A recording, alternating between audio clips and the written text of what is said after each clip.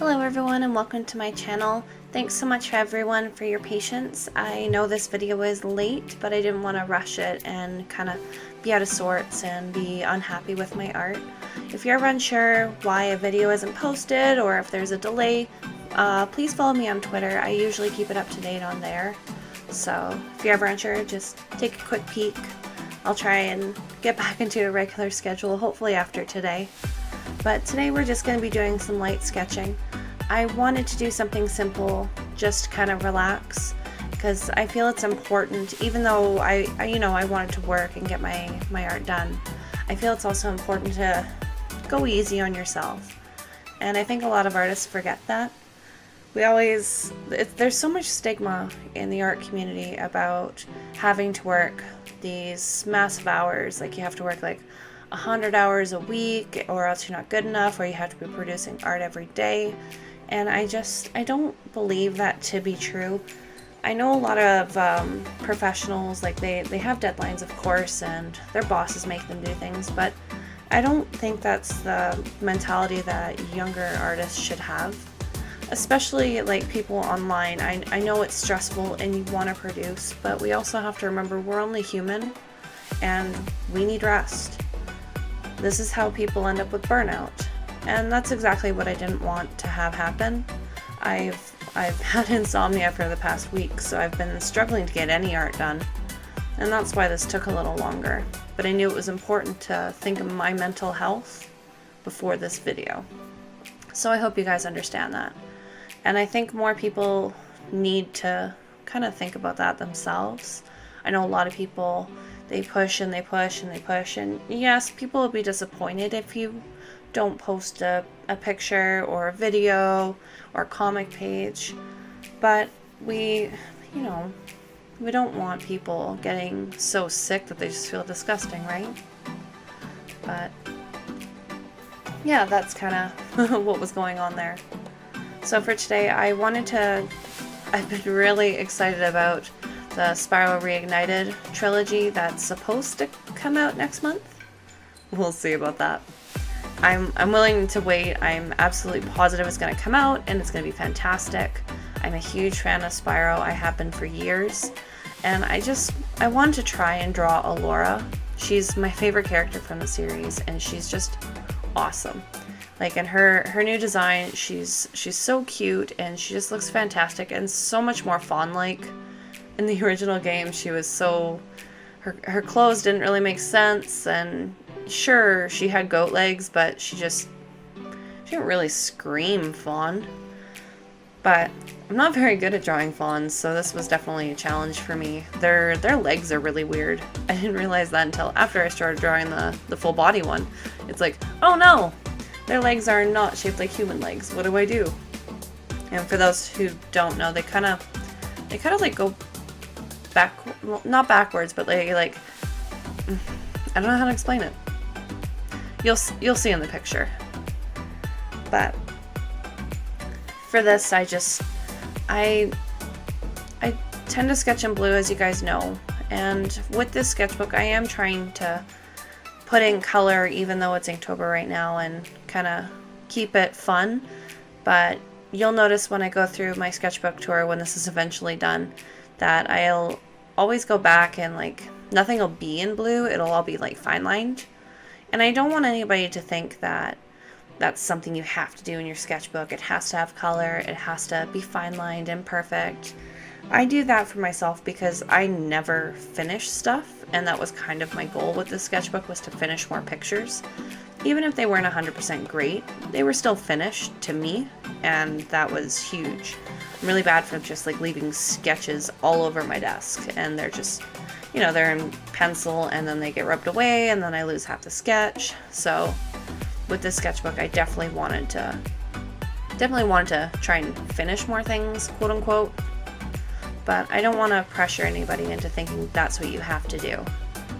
Ugh, this fine liner here. It's normally my favorite fine liner, but I don't know what's going on with it, but it's really like, when I start drawing with it, it's really fine, and then it gets really, really like liquidy, and it's really strange. I'm not sure if that's because my hands are heating it up or because it's sitting weird. I don't know. It's normally a really good fine liner. But for this picture, I just got so mad at it, I tossed it aside and grabbed a different one. So that's why the line width changed. I just couldn't be bothered to deal with that. But I admit I was not super thrilled with how my lining came out. And again, it doesn't have to be perfect, but you know, it's like you look back at the sketch and then you look at the lines, it's like, oh, I could have done that a little different. It was interesting to me though to kind of see the difference between the fine liners, because the other one I was using before, the Micron pen here, was that it was a plastic nib, and the ink flows just a lot more different than what these ones are. And I'm guessing that's just because of the style of them. Maybe it flows better. Maybe that's why it gets so kind of... I wish I could figure out a better word than liquidy. But maybe that's why it just looks so different compared to when I use the Micron. Not entirely sure. But, I mean, I have so many fine liners. It's kind of... I get lost in them. It's... You kind of grab what you're familiar with. So, for all I know, my other fine liners could be like this. And I haven't used it very much. But I tried to go back and add a little bit of line weight here and there, just to kind of give some visual interest, because that's what I really like about the plastic nib ones that I've been using.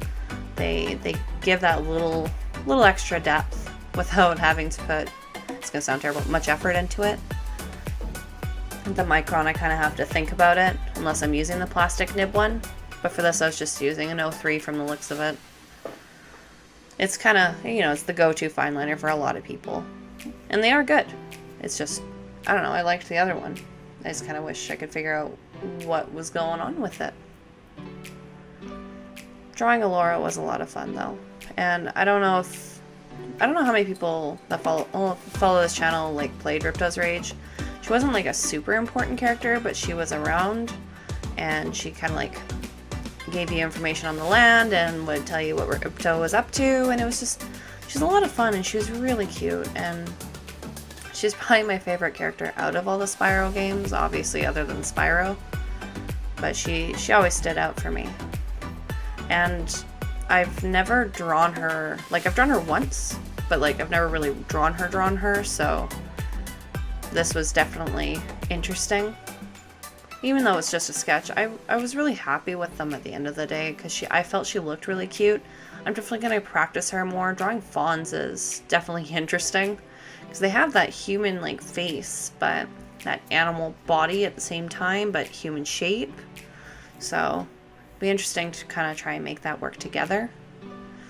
And I didn't really have an idea for this pose. I kind of thought maybe she was like jumping down from somewhere, or maybe she was coming through one of the portals that you see in the games and like she was landing.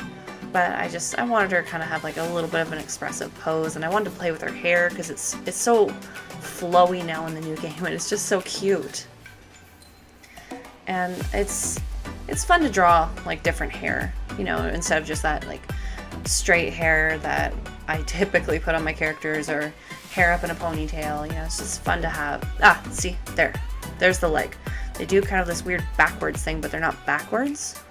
I don't know what that's called, but it's definitely weird to draw, and I don't know if I did it justice entirely, but something to work on, right? If you guys have any tips on fawn legs, let me know, because yeah, I think I've only drawn one other fawn other than this, so I do recommend it though, because they are adorable, and people's fawn designs are just awesome. So, but yeah, I hope you guys like this. I'm sorry that it was so late, but I'll try and get back on a regular schedule once everything's all figured out. I do have some ideas for some upcoming videos, and I hope you guys will really like that, but I'll try and throw in these sketch videos in between just to kind of break up big projects, because it's always nice just to kind of see, you know, what people sketch or their process is, right, other than full pieces. And remember guys, you don't need to finish everything in your sketchbook. This is just what I'm doing for mine. Anyway, I hope you guys have a lovely day, and I'll see you guys in the next video. Bye!